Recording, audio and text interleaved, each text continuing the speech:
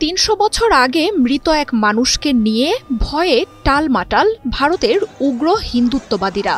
আর এই ভয় এতটাই যে রীতিমতো তার কবর সরানোর দাবিতে জ্বালাও পোড়াও শুরু হয়েছে দেশটিতে।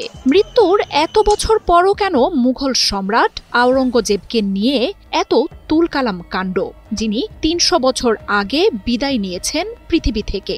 তবুও তিনি বারবার ফিরে আসেন। তাকে কেন্দ্র করে উত্তপ্ত হয়ে ওঠে দেশটির রাজনীতি, যেন জীবিতের চেয়ে মৃত এই সম্রাট আরও বেশি শক্তিশালী। সম্প্রতি ভারতে মুক্তি পেয়েছে হিন্দি ভাষার সিনেমা ছাবা। এবার আওরঙ্গজেবের আগমন এই সিনেমারই হাত ধরে। আওরঙ্গজেবের কাছে পরাস্ত হয়ে মারাঠা রাজা সম্ভাজি মহারাজের মৃত্যু হয়েছিল। সিনেমায় দেখানো হয় আওরঙ্গজেবের অবর্ণনীয় অত্যাচারে মৃত্যু হয় সম্ভাজির। আওরঙ্গজেবের এমন চরিত্রায়ন ক্ষুব্ধ করে তোলে ভারতের হিন্দুত্ববাদীদের। এর জেরে অশান্ত হয়ে ওঠে মহারাষ্ট্র। রাজ্য থেকে আওরঙ্গজেবের সমাধি সরানোর পুরনো দাবি ফের হয়ে ওঠে জোরালো। আর আরও একবার আওরঙ্গজেব চলে আসেন ভারতের রাজনীতির কেন্দ্রে। ১৬৫৮ থেকে ১৭০৭ সাল পর্যন্ত দীর্ঘ ৪৯ বছর ভারত শাসন করেন সম্রাট আওরঙ্গজেব। শাহজাহান পুত্রের আমলেই মুঘল সাম্রাজ্যের সর্বাধিক বিস্তার ঘটে। তবে তার মৃত্যুর পরেই কার্যত মুঘল সাম্রাজ্যের পতন ঘটে। মহারাষ্ট্রের সম্ভাজিনগরের খুলদাবাদ এলাকায় রয়েছে তার সমাধি। এটি রক্ষণাবেক্ষণ করে ভারতের প্রত্নতত্ত্ব বিভাগ।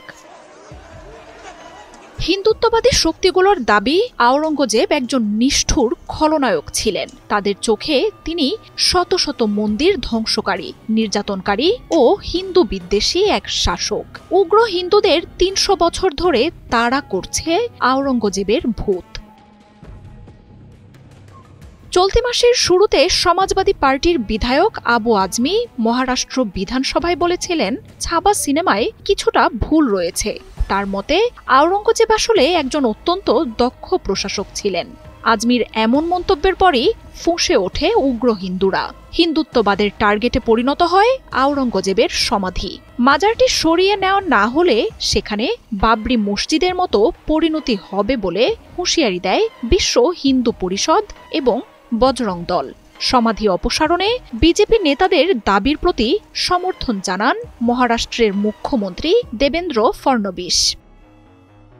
কয়েকটি হিন্দুত্ববাদী সংগঠনের প্রতিনিধিরা জমায়েত হয়ে আওরঙ্গজেবের একটি ছবি এবং সবুজে কাপড়ে ঢাকা এক প্রতীকী কবরে আগুন দেন।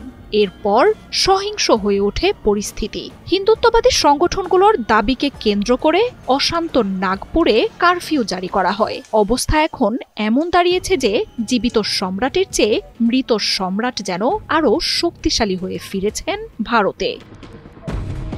মার্জিয়া উপমা, ৭১।